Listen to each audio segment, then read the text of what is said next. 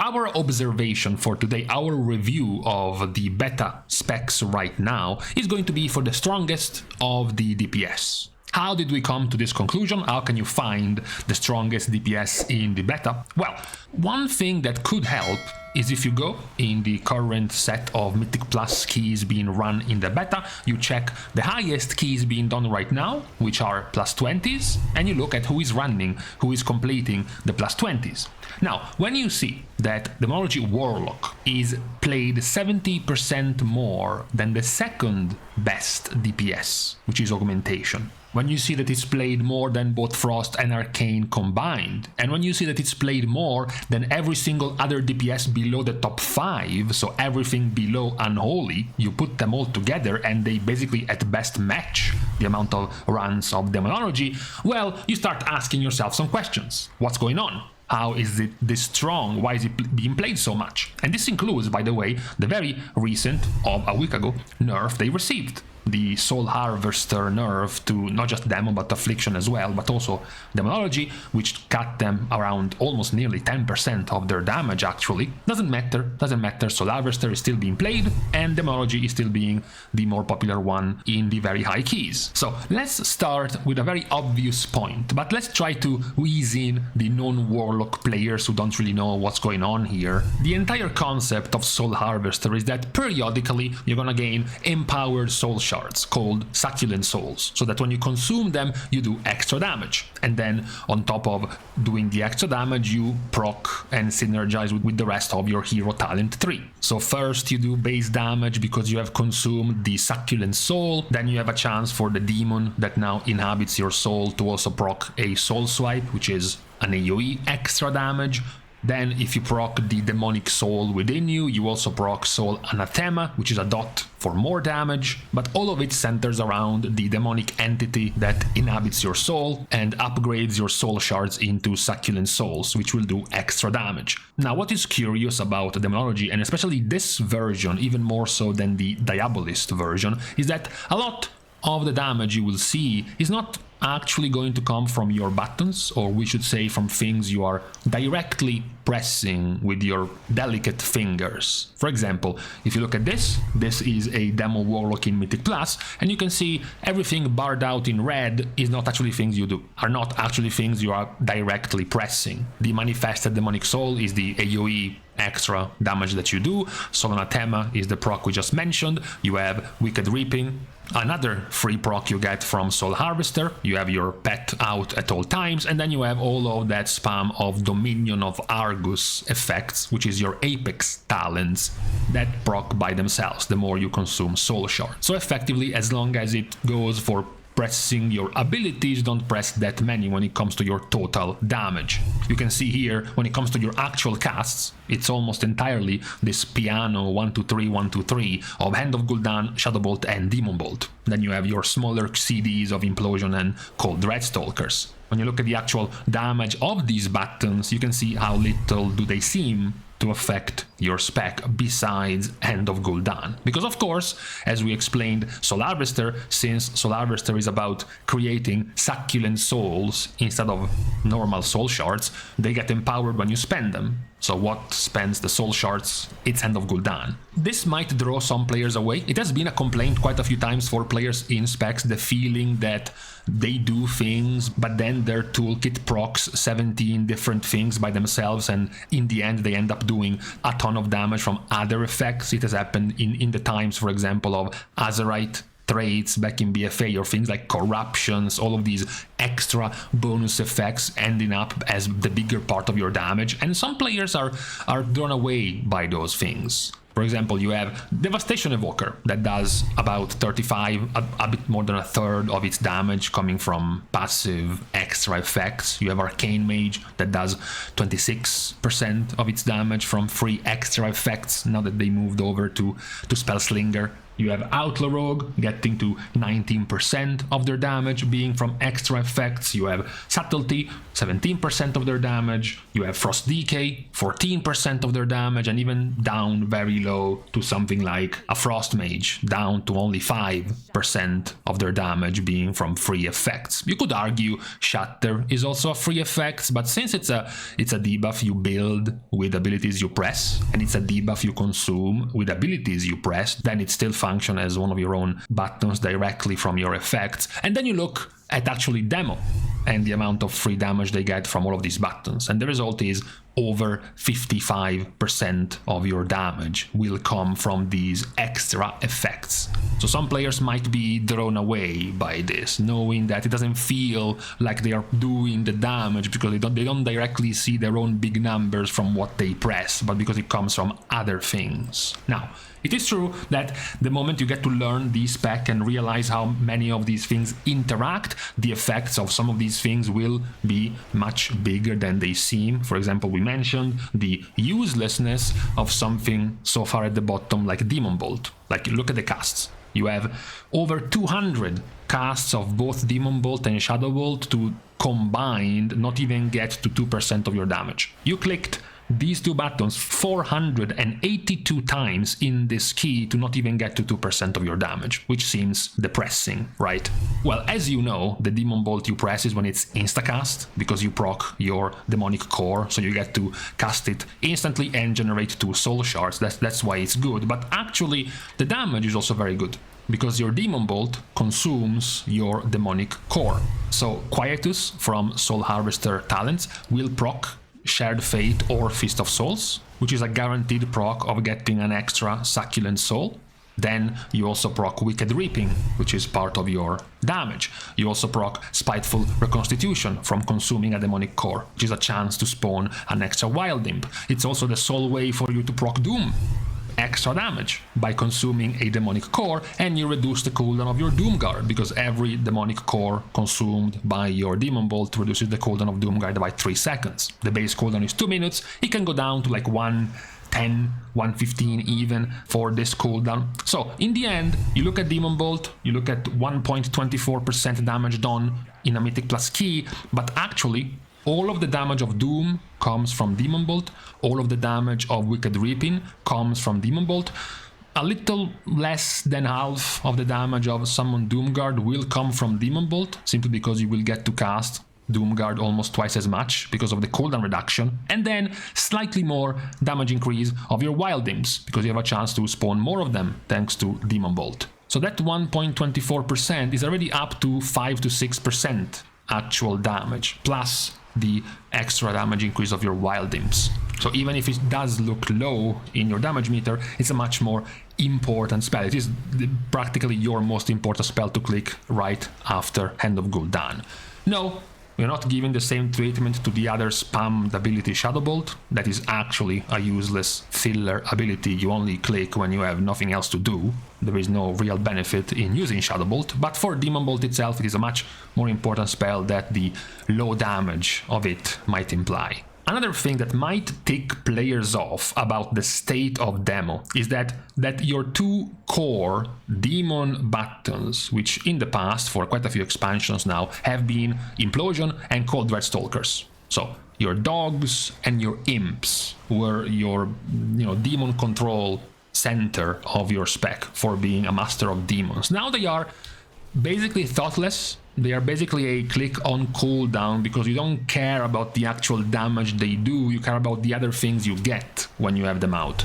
As you can see, even from the damage itself, the damage of Dreadstalkers and the damage of Implosion combined doesn't even break the 7%. Damage overall in AoE is not that relevant. Even with the addition of the Blighted Maw talent, it's still not that big of a damage if we consider these used to be your 2 main pets for all purposes. Implosion has been significantly nerfed, as at this point many of you know. Now the limit of the demons you can just yeet at the enemies is only 6.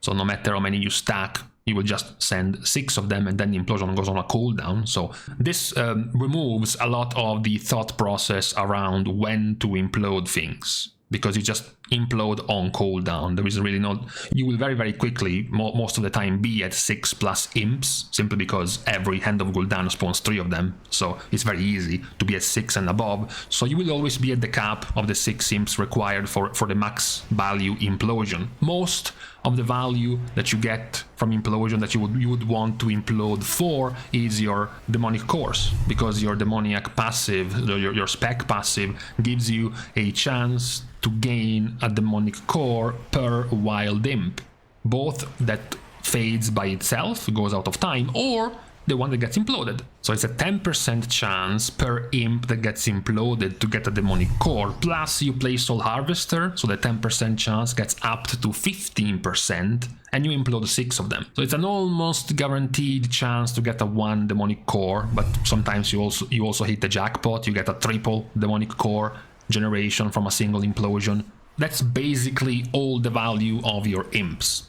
The normal imps that stay out will do far more damage than your implosion. The buff you gain from your implosion, the extra demonic core, is also going to eventually contribute to way more damage than the actual implosion itself. So it loses a lot of the strategy around it, you just press it on cooldown. Same goes for Dreadstalkers. Dreadstalker doesn't really have now any timing you might want to use. The only thing is your Tyrant, your cooldown, since it gains more damage if your Dreadstalkers are active. That's the only thing you look for. Outside of that, there is no real benefit in withholding the Dreadstalkers. You just pull them out whenever the CD is ready. And talking about lining up your demons, the Tyrant has also been made simpler, because back in older days, back when the power of the demo was all in the Tyrant, it was more about something like timing the Tyrant, because you wanted to pull out your Dreadstalkers, pull out your Vile Fiend, your extra Felguard button, your Wild Imps to have as many of them out as possible, and then you pull out the Tyrant because it was going to extend the duration of your demons, or maybe suck some of their HP to empower itself. Either way, you wanted to line up your pets, your demons, to have them out as many as possible to buff up your Tyrant. Now though, it's not as much as before, because the damage buffs around your demons have been cut to just your Dreadstalkers and your Wild Imps, and nothing else, as far as empowering your Tyrant goes. Plus, there is even less maths around it, around whether or not it snapshots the damage increase from the demons out, because it doesn't anymore, and the damage itself of the Tyrant is so low by itself that you can even just implode and actually reduce the number of imps to gain damage from implosion, but less damage on the Tyrant, and it would still be a gain in terms of overall damage. So basically what we are trying to say in short is that setting up your Dreadstalkers is easier, setting up your imps and managing implosion is easier, and even setting up your main cooldown is also easier now. Part of this is perhaps because now most of your damage is going to be centered around your new Apex talent, which is extremely strong. It is, in terms of overall damage done, probably the strongest out of all of the DPS hero talents. For your average Mythic plus key for a Demo Warlock, your Apex talents alone can almost contribute to 30% of your entire damage. And perhaps that's why the Tyrant has been weakened, because those Apex talents are active when you Tyrant. The most key part of the Apex talent is that summoning the Tyrant makes it so that every 2 casts of End of Gul'dan you spawn an extra demon. As well as, to make it even easier for that to happen, the third talent in your Apex discounts your Hand of Gul'dan. So now it's only 2 shards to get Hand of Gul'dan out. That is the only thing that perhaps might leave some nuance to when you want to Tyrant, because, since you want to spend as many soul shards as possible to pump out as many demons and as many extra demons from your Apex talents as possible, maybe entering your Tyrant when you have, 4 demonic cores stacked up, so you can do Hand of Gul'dan, Demon Bolt, Hand of Gul'dan, Demon Bolt, Hand of Gul'dan, Demon Bolt would be the ideal way to get it off. But ultimately the mechanic itself is active so often you don't even have that much time to sit on your demonic cores and not use them because you want to save them for your Tyrant. After all, the Tyrant has a 1-minute cooldown, and when you Tyrant you gain this Apex buff, this discount buff of your Hand of Gul'dan and these demons spawning from your Apex that lasts for 25 seconds, meaning that by the time this buff ends there are only 35 seconds left before your next Tyrant. So it's not even something you're thinking about that much when you're setting up your next Tyrant. It's mostly just about, okay, are we pulling these 3 packs together or not? Is the pack dying and it's not worth using either Tyrant or not? Whenever you're pulling something, if it's gonna last at least 20 or so seconds, it's gonna be worth to use your Tyrant. But this is ultimately what the rotation as a whole will boil down to. It will feel slow at times, you will feel starved at times when you end up having no particular procs of your demonic core, so you're stuck using Shadow Bolt, Shadow Bolt, Shadow Bolt, End of Gul'dan, Shadow Bolt, Shadow Bolt, Shadow Bolt, End of Gul'dan. That feels slow. Your damage also, of course, will be awful. And then it will feel like you're starting to get going. You're starting like you are overflowing with demonic cores. You have plenty of instacasts and soul shards generation, and you're doing tons of damage. So it doesn't have, as far as specs go, nearly as much of an easy, quick, and ready-to-go kind of burst damage right from the get-go, right from the pull. It is way more dependent on having your demonic cores saved up and your cooldowns available. Now, what about damage profile? Because we mentioned the spec being very strong currently in Mythic Plus, but what kind of damage do they do? Is it the flat blanket AoE to everyone kind of damage? Is it the single target focused damage because all of the demons you summon from your Apex talents only do single target, so you gain this massive, single target boost or something? Right now, the damage, especially of Soul Harvester, is very, very flat. You don't have a lot of specific targeting, priority damage, or even funnel you can do on multi-target situations. Your Manifested Demonic Soul is doing slightly more damage to its main target, but not that much to be considered some major prior damage. Your Hand of Gul'dan is splash AoE damage to everyone, but even what does way more damage than Hand of Gul'dan itself, the Demonic Soul, as we mentioned, it is also flat AoE damage to everyone, not any kind of prior damage on single target.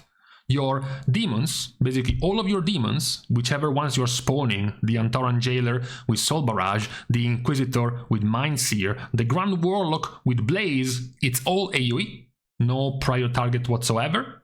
Implosion, of course, is also AoE. Your Doomguard with the Doombolt Volley is also AoE. You only have some extra minor bonus in single target with your Dreadstalkers, for example, but of course it's not nearly enough to be considering Demo as some kind of prior single target damage spec. They are, by and large, one of your wide, consistent, multi-target AoE damage specs for Mythic Plus. That is what it is making them the strongest DPS right now. Arguably, we could even start talking about their current defensiveness, because as you might know, many specs have been pruned, not just of their damage buttons, but also of their defensives. There are players who lost buttons that they don't have anymore, like Renewing Blaze being split from Obsidian Scales from Augmentation and Devastation and Preservation, now being cooked into one. The Stone Bulwark Totem going away from Shaman is also pretty much a nerf. Who, however, hasn't lost anything whatsoever is Warlock. They still have Dark Pact, they still have Unending Resolve, they still have their Empowered Hellstones, they even have their Mortal Coil for extra HP, and technically with these two new additions, with you being Warlock playing with Soulborn and having the ability to empower your Drain Life as well, thanks to Gorfin's Avarice and Empowered Drain Life, it's actually a major defensive, a major self-heal now, your Drain Life, if you use it with this combo. So if anything, you actually gained tankiness rather than losing it in Midnight. So you're just as tanky as before, if not more, and your damage right now is very high, particularly in AoE. The pure single target is not nearly as strong. We haven't checked any most recent raid testing, especially because this is also after 2 rounds of tuning where a few things have changed. But as far as Mythic Plus goes right now, these are all the things that are keeping Demo very strong. Although, as we mentioned, a few of these changes might draw players away if they were the kind of players who wanted to first do pet damage with things that are actually yours, things that you're actually controlling, your demons, which is not nearly as present anymore, even more so if you play Soul Harvester. And number 2, for the players who actually want to feel like they are doing damage themselves. So you press buttons 1, 2, 3, 4, you go into your damage done, and like 80% of your damage came from 1, 2, 3, 4. The stuff you pressed, like many other specs. Not the case for Demo. even more than half of your damage will actually not come directly from your buttons. But to be fair, this could also be the opposite. This could draw more players to demo, because it's moving away from being a way more pet-based spec, demon-based spec, and practically function way more as a caster now, as a traditional old-school boomer caster. So way more players who were, you know, not bothering with demo because they were like, I don't want to deal with the pets, etc, etc. Now that it's not nearly as relevant anymore, they might be more inclined in playing the spec. Doubly so, of course, given that right now it's one of the strongest ones, doing the most damage, etc, etc. So obviously more players will naturally flock towards this spec if it continues to do this kind of damage.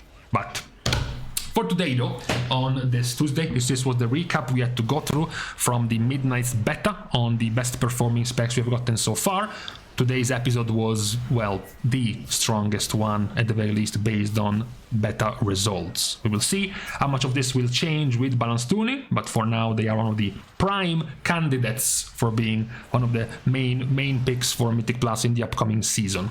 But for today, we are now leaving each other. We're starting our goodbyes as usual by thanking everyone for having watched the video, together with, of course, everyone else who's been supporting Competitive for free by liking and commenting down below, as well as subscribing to the channel itself. Now, with these things out of the way, thank you guys again for watching. See you guys tomorrow, and in the meantime, I forgot getting woken up at 10 in the morning because of the apparently monthly tree and bushes trimming that has to be done around here with incredibly loud chainsaws.